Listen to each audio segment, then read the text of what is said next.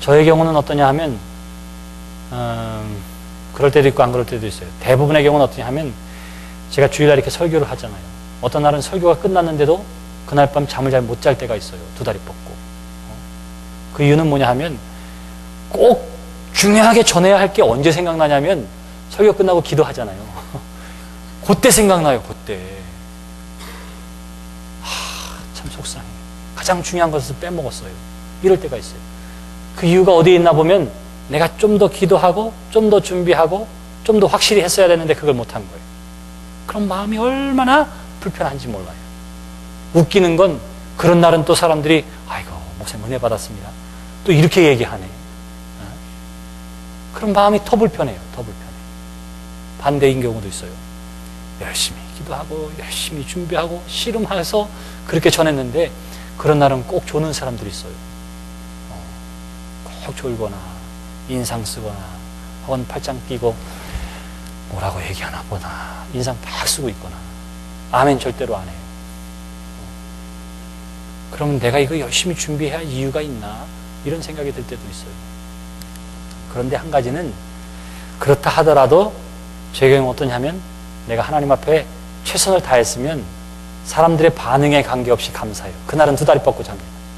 근데 그렇지 않은 반대의 경우 그냥 얼렁뚱땅 급해서 이것저것 하다 보니까 어떻게 하다 보니까 그런 날은 깊어서 기도하죠. 아이고 하나님 준비가 좀 부족한데 내 입술을 열어주세요 막 이렇게 기도하고 그런 날은 또 아멘 하는 사람도 많고 은혜 받았다고 해요. 그래도 하나님 보시기에 내 모습을 보니까 내가 부끄러워요. 그런 날 참 잘 안 와요. 어떠한 일을 했는데 사람들이 여기에 대해서 이렇게 저렇게 말해요. 어떤 것이 제 마음을 아플 때도 있는데 제가 기도하면서 내가 정말 선한 의도를 가지고 이렇게 했다면 사람들이 뭐라고 이야기해도 저는 제 자리를 지킬 수 있습니다. 그래도 하나님 아시잖아요. 시간이 지나면 하나님 알게 해주실 줄 믿습니다. 몰라도 괜찮아요. 내가 하나님 보시기에 이렇게 했으니까. 그 반대인 경우도 있을 수 있어요. 제가 실수하거나 잘못해서. 근데 사람들은 다 그걸 모른다 하더라도 하나님 앞에서 저는 어떻게 하면 그것 때문에 괴롭고 마음 아파요. 여러분, 사람의 시선보다는 하나님의 시선을 더 신경 쓰는 여러분들이 되시기를 바랍니다. 사람의 입술보다는 하나님의 인정과 하나님의 입술에 더 귀를 기울이는 사람들이 되시기를 바랍니다. 그러지 못하면 우리가 쉽게 위선자가 될 수 있고요. 쉽게 연기자들이 될 수 있어요. 보통 신앙생활 10년 이상 하면 다 어느 영화를 찍어도 부족함이 없는 영화배우들이 될 수 있어요. 마음에 분노가 있어도 할렐루야 반갑습니다 이렇게 얘기할 수 있고요. 못마땅해도 아이고 믿습니다 해야죠 목사님 이러고 나서 뒤돌아서면 인상 쓸 수 있고요. 근데 하나님의 사람은 그게 아니에요. 하나님의 사람은 그렇게 하면 안 돼요. 하나님의 사람이 정말로 신경 써야 할 것은 뭐냐 하면 사람들이 인정해주고 칭찬하는 것이 아니라 하나님의 마음이 있는 그곳에 마음을 두고 있는 거예요. 사람이 정말로 신경 써야 할 것은 어떠냐면 사람이 나에게 뭐라고 평가하느냐 나에 대해서 뭐라고 이야기하느냐 하는 것보다 더 중요한 것이 있는데 그것은 뭐냐면 하나님이 보시고 뭐라고 할까 하는 거기에 있습니다. 거기에 있어요. 욥이 이 고난과 고통의 한복판에서 지금 외치고 있는 것이 뭐냐 하면 너희들이 나에게 죄가 있다고 이야기하고 나를 죽을 놈이라고 이야기하고 나에게 포악자라고 이야기하지만 그러나 나의 손에는 포악이 없고 하나님 보시기에 나는 그렇지 않아요. 그리고 나의 이 기도는 정말로 숨김없는 깨끗한 기도라. 어떤 의도를 가지고 있지 않은 정직한 기도라. 이렇게 이야기하는 거예요. 결국 친구들로부터 위로함을 받는 것이 아니라 누구에게 위로를 받아요? 하나님의 존재에 대해서 위로를 받는 거예요. 하나님이 응답해 주셔서 위로를 받는 게 아니라 나와 더불어 함께 해주시는 하나님이 계신 것 그 자체 때문에 뭐예요? 욥이 위로를 받는 거예요. 여러분들은 위로받을 때 어떻게 위로받지요? 그래 사랑하는 내 딸아 내가 너를 귀하게 여기노라. 이 음성이 들어야만 위로가 되는데 욥은 그 음성 듣지도 못했어요. 그런데 위로받아요. 왜? 하나님이 계시다고 하는 그 자체만으로 욥이 지금 위로를 받고 있는 거예요.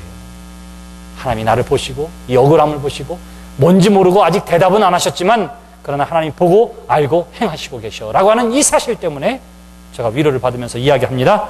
나의 기도는 정결하니라 이렇게 이야기하는 거예요. 그러므로 사랑하는 성도 여러분, 우리가 하나님 앞에 나올 때 가져야 할 것이 있는데 그것은 뭐냐 하면 우리가 찬양하는 것처럼 내 모습 이대로 주 봐두옵소서 하는 거예요.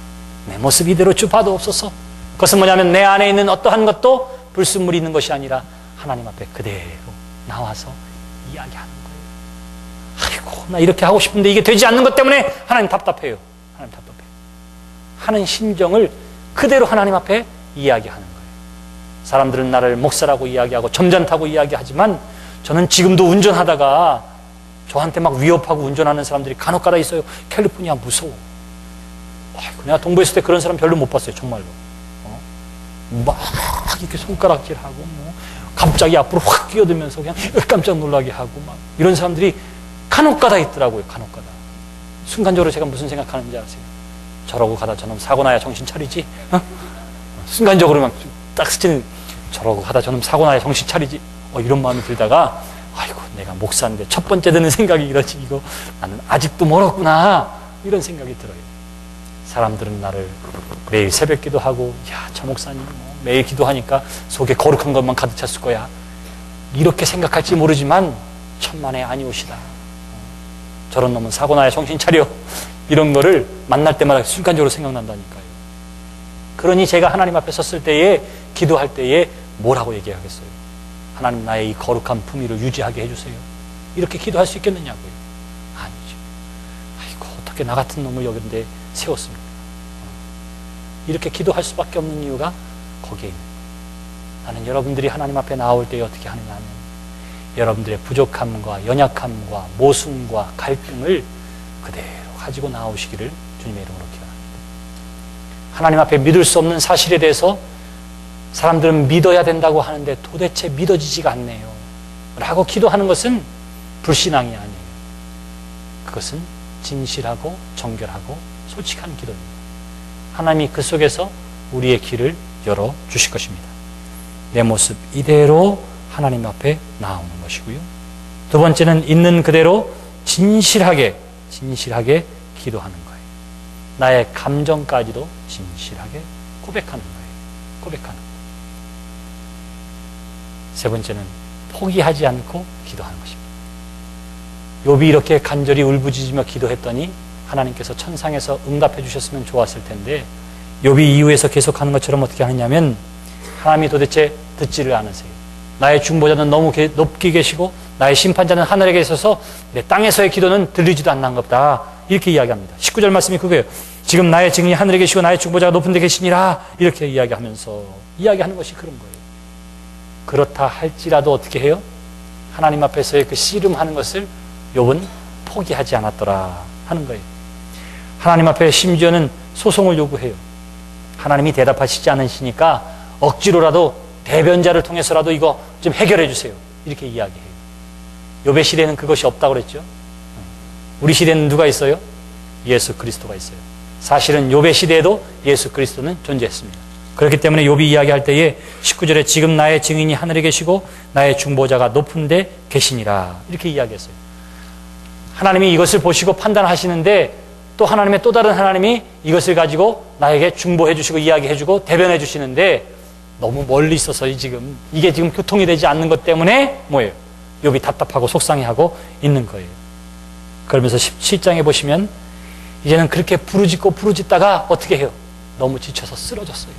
또 기운이 쇠였어요. 그래서 1절에 보시면 나의 기운이 쇠하였으며 나의 날이 다하였고 무덤이 나를 위하여 준비되었구나. 나를 조롱하는 자들이 나와 함께 있으므로 내 눈이 그들의 충동함을 항상 보는구나. 그래요. 이제 부르짖고 씨름하다가 너무너무 지쳐서 포기하고 싶은 마음까지 가게 된 것입니다. 그래서 뭐라고 그래요? 이제 내 이러다 그냥 죽겠구나. 이렇게 얘기하고요. 그러면서 내가 차라리 스올에 가는 것이 좋겠습니다. 이렇게 이야기했던 이유가 2절의 말씀이에요. 나를 조롱하는 자들이 나와 함께 있으므로. 그거예요. 지옥이 어떤 곳이라고요? 내가 싫어하는 사람들과 같이 있는 것. 욥에게는 지금 상처받고 아이들이 죽은 그 현실보다도 나에게 정죄하고 판단하고 이야기하고 대화가 통하지 않는 사람들이 밤낮 나를 재우지도 않고 계속 이야기하는 그 현실이 욥에게는 더 고난스러웠어요. 고통스러웠어요.